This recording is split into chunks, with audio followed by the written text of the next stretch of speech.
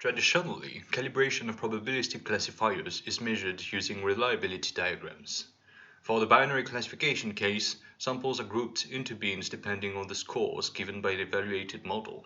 Once samples are grouped, in each bin the average score as well as the proportion of samples belonging to the positive class are computed. The obtained points are scattered to form the reliability diagram, which is, at its core, a discrete object. The further points are from the identity function, the weaker the calibration of the model. The expected calibration error is by definition the expectation of the scores of the differences between the proportion of positive samples and the associated scores.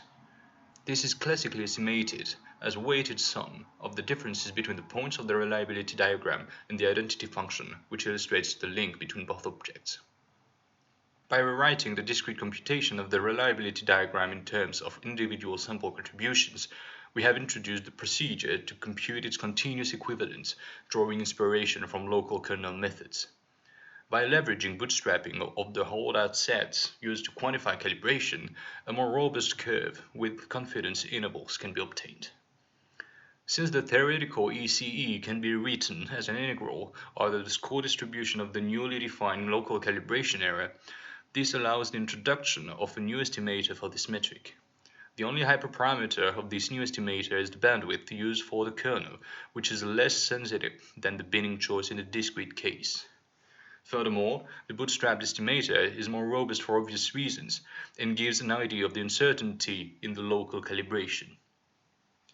The introduction of the local calibration error also allows a rebranding of one of the oldest calibration procedures, which is binning calibration.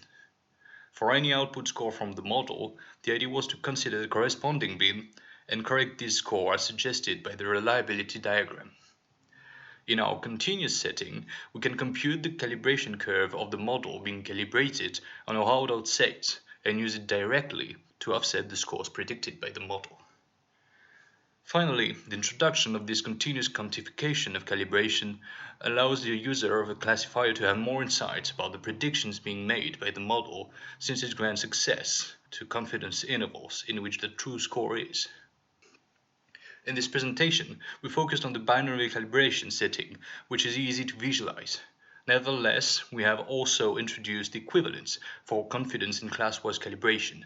For now, there is no such thing as multi-class calibration quantification, which is thus approximated by the class-wise assumption. This is because the discrete approach leads to an aggregate of statistically meaningless ratios in this setting due to the scarcity of output scores vectors in this space. With our kernel-inspired equivalence, there is hope for a more meaningful multi-class ECE estimator. Thank you very much for your attention.